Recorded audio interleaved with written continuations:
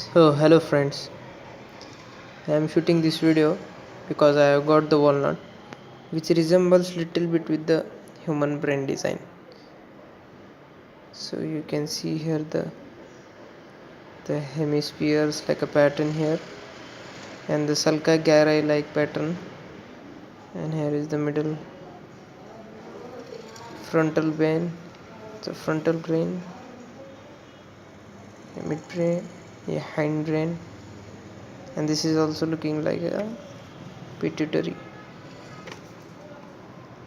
area, and from this side this is looking like a butterfly.